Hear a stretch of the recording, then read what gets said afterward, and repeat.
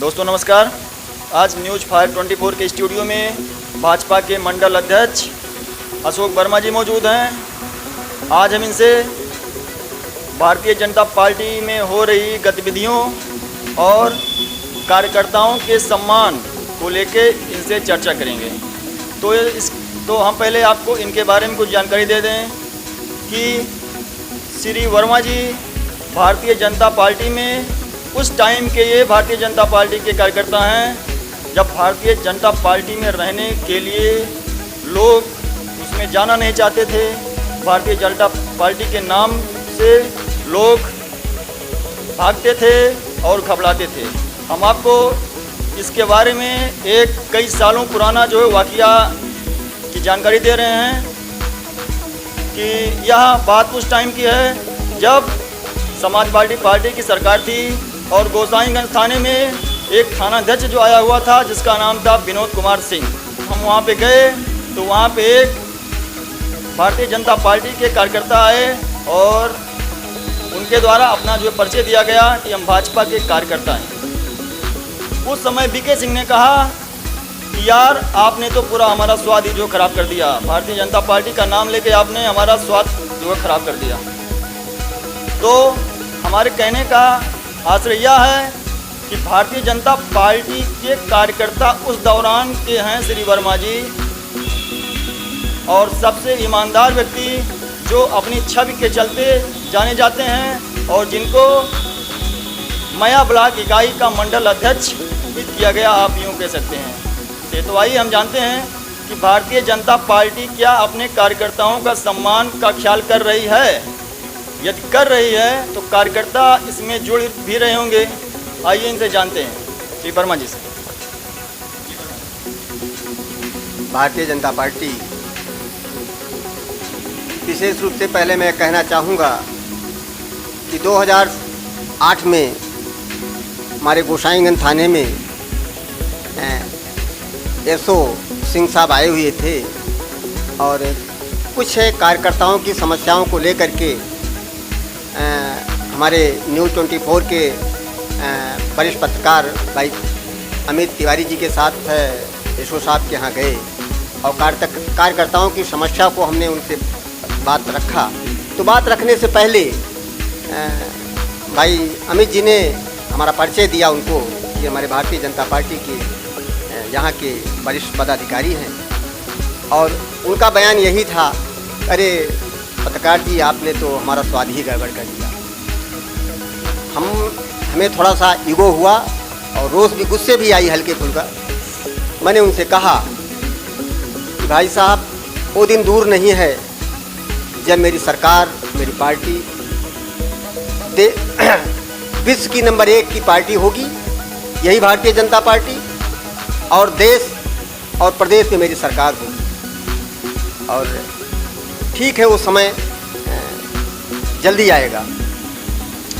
रह गई बात हमारे कार्यकर्ताओं के सम्मान की, तो हम आपसे जानना चाहते हैं कि जिस प्रकार से भाजपा के कार्यकर्ताओं ने छोटे कार्यकर्ता से लेकर और बड़े कार्यकर्ता तक, ब्लॉक अध्यक्ष, बूथ अध्यक्ष, क्योंकि जंजीर की एक एक जो है कड़ी से पूरी जंजीर जो है मजबूत होती है, तो क्या जिस प्रकार से भारतीय जनता पार्टी के छोटे छोटे कार्यकर्ताओं ने अपना आर्थिक और शारीरिक कार्य करके भारतीय जनता पार्टी को उस मुकाम पर पहुंचाया, तो क्या भारतीय जनता पार्टी अपने कार्यकर्ताओं का ध्यान रख रही है? जी भाई साहब, हमारी भारतीय जनता पार्टी हमारे कार्यकर्ताओं का पूरा सम्मान रख रही है, और हमारे कार्यकर्ता जो हैं वो धन के लिए नहीं बल्कि सम्मान के लिए पार्टी में हैं, पार्टी के लिए काम करना चाहते हैं और पार्टी के लिए काम कर रहे हैं। रह गई उनकी कोई समस्या होती है तो हम, चाहे वो ब्लॉक की समस्या हो, चाहे थाने की समस्या हो, चाहे उनकी व्यक्तिगत कोई समस्या हो, उसको हमारी सरकार, हम लोग, हमारा संगठन पुरजोर उनके लिए काम करता है, और सभी कार्यकर्ता हमारे संतुष्ट हैं, चाहे बूथ स्तर के कार्यकर्ता हो या मंडल स्तर के कार्यकर्ता हो। और रह गया संगठन का भी कोऑपरेट हम लोगों को मिलता है। अगर कोई समस्या हम लोगों की आती है स्थानीय स्तर पर, छोटे स्तर पर, तो हमारे जिलाध्यक्ष जी, हमारे क्षेत्रीय अध्यक्ष जी, हमारे विधायक जी, हमारे प्रतिनिधि जी, सब लोग हम लोगों का कोऑपरेट करते हैं, ईमानदारी पूर्वक कोऑपरेट करते हैं निस्संदेह, और हमारे कार्यकर्ता संतुष्ट हैं और पूर्ण मनोयोग से पार्टी में लगे हुए हैं। यहाँ तक कि स्थानीय निकाय का चुनाव बहुत नज़दीक है। संभवतः अभी डेट तो नहीं आई है, लेकिन मार्च से अप्रैल तक ये चुनाव हो जाने चाहिए, तो होंगे। और हम लोगों ने बूथ स्तर तक की समितियां गठित कर ली हैं और पूरी कार्य योजना हम लोगों की हो चुकी है। और पूर्ण रूपेण हम लोग हर ग्राम सभाओं के जो क्षेत्र पंचायत सदस्य होते हैं, जिला पंचायत सदस्य होते हैं, सब पे हम लोग काबिज होंगे और हमारी स्थानीय निकाय के चुनाव में हम लोग 100% विजयी होंगे। 2022 में इस बार भाजपा का स्थान जो है किस पर रहेगा और कहाँ रहेगा? 2022 में तो बहुत अच्छा रहेगा। जो इसके पहले हम लोगों का था उससे बहुत अच्छा रहेगा। तब हमारे पास ना तो कार्यकर्ता उतने ज़्यादा थे, अब तो हमारे पास और पर्याप्त कार्यकर्ता हैं। हम लोगों के और जो तमाम समस्याएं थी राष्ट्रीय स्तर पर, स्थानीय स्तर पर, उन सब लोगों को हमारे मुख्यमंत्री योगी जी ने, हमारे माननीय प्रधानमंत्री जी ने सभी समस्याओं का निराकरण कर दिया। इस बार तो हम लोग ये समझिए 90% सीटों पर काबिज रहेंगे, हमें पूरा विश्वास है। और पुनः बहुत अच्छे मतों से हम लोग हर जगह, हर विधानसभाओं को जीतेंगे और हमारी सरकार पूर्ण बहुमत में फिर बनने जा रही है 2022 में।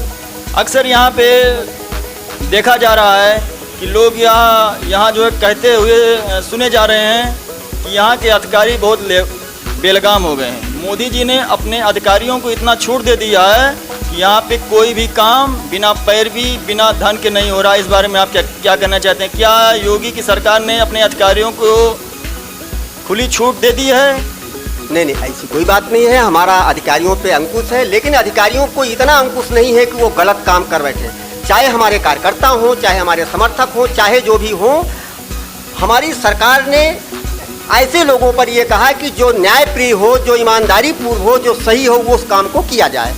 सपा बसपा सरकार में उनके कार्यकर्ताओं, चाहे गलत काम करते थे, गलत काम करवाते थे, चाहे बसपा का कार्यकाल हो, चाहे सपा का कार्यकाल हो, इसलिए उन पे अंकुश रहता था।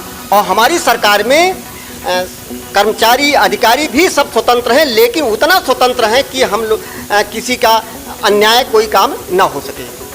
सरकारी कार्यालयों में भ्रष्टाचार जो है कम हुआ है कि बढ़ गया? आप इस बारे में बताइए। अरे बहुत कम हो गया है।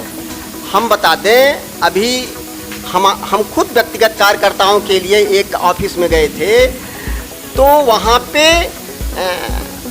अचंभे में हो गए। कहा, अरे भाई साहब, इस तरीके से कोई बातें नहीं है और ईमानदारी पूर्वक उसका काम हुआ और पैसे का लेन देन कोई मतलब ही नहीं। बात आपकी एकदम ठीक है।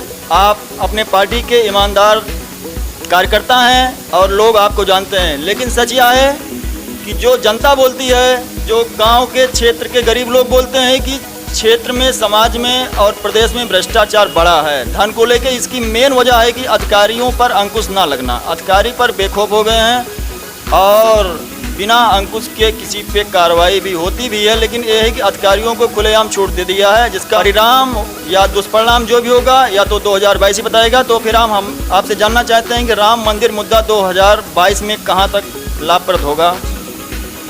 ये राम मुद्दा, बहुत अच्छी बात आपने, बहुत अच्छा क्वेश्चन आपने किया। भगवान मर्यादा पुरुषोत्तम भगवान रामचंद्र की नगरी में हम लोग हैं और 84 कोसी परिक्रमा के बीच में हम लोग निवास कर रहे हैं। बहुत सौभाग्यशाली हम लोग हैं और लगभग 500 सालों से विवादित मामला जो रहा और हमारे उच्चतम न्यायालय के निर्देश से भव्य भगवान रामचंद्र जी का मंदिर हमारे अयोध्या में बन रहा है।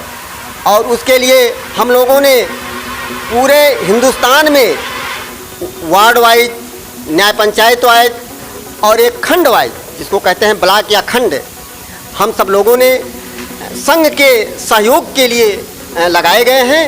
और सब लोग न्याय पंचायत स्तर पर हमारी कमेटियां गठित हो गई हैं।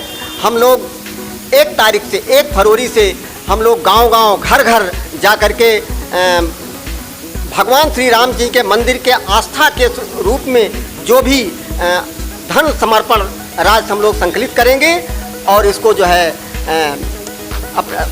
भगवान रामचंद्र जी के ट्रस्ट पे को समर्पित करेंगे। और ये हमारे व्यवस्था हर न्याय पंचायत स्तर पे बन चुकी है। हम लोग 1 तारीख से 15 तारीख तक ये अभियान पुरजोर पे करेंगे और संघ के कार्यकर्ताओं के साथ सहयोग के भागीदारी करके और जिले तक ये धनराशि पहुंचाएंगे। भारतीय जनता पार्टी क्या 2022 में राम मंदिर मुद्दे को लेकर बैतरणी कर पाएगी? अरे नहीं भाई, वो तो हम लोगों का मुद्दा तो कोई है ही नहीं। ये तो हमारे हिंदुओं का, पूरे विश्व के हिंदुओं का, हिंदुस्तान के हिंदुओं का आस्था का केंद्र है। तो ये मुद्दा बनने का कोई मतलब नहीं है। ये तो हमारी भावना का मामला है। ये मुद्दा कहाँ है? तो आप लोगों का 2022 में अहम रोल क्या होगा? मतलब आप 2022 में क्या किन किन मुद्दों को लेके आने का प्रयास करेंगे सत्ता में? सबसे मेरा मुख्य मुद्दा क्या? विकास। हम लोगों ने 4 सालों से, प्रदेश सरकार में 4 सालों से विकास के मुद्दे पर, इसके पहले हमारी सरकार आई है, हम लोगों ने हर क्षेत्रों में विकास किया। चाहे कृषि के क्षेत्रों में हुआ हो, चाहे उद्योग के क्षेत्र में हुआ हो, चाहे पशुपालन के क्षेत्र में हुआ है। हर क्षेत्रों में हम लोगों ने विकास किया है और किसानों का सम्मान भी किया है। राम मंदिर के निर्माण में आप लोगों की तरफ से चंदे का मांग हो रही है। चंदा का तो सवाल ही नहीं उठता। हम लोग चंदा ना वसूल रहे हैं, न कोई चंदा दे रहा है। ये तो हमारी भावना का, हमारी आस्था का प्रतीक है और हमारे हिंदू का प्रतीक है। भगवान मर्यादा पुरुषोत्तम भगवान जी का मंदिर निर्माण करना, इस वजह से मेरी आस्था है, मेरी भावना है। हमारी आस्था के अनुरूप हम 10 रुपया, 20 रुपया, 100 रुपया, 50 रुपया, जो जिसकी आस्था का प्रतीक है, उसको दान के रूप में उस ट्रस्ट को न्यौछावर कर रहे हैं। चंदा हम लोग नहीं वसूल रहे हैं। तो जनता क्या ये समझे कि आप लोग राम मंदिर के चंदे के रूप में आप अपने वोटरों को जोड़ रहे हैं?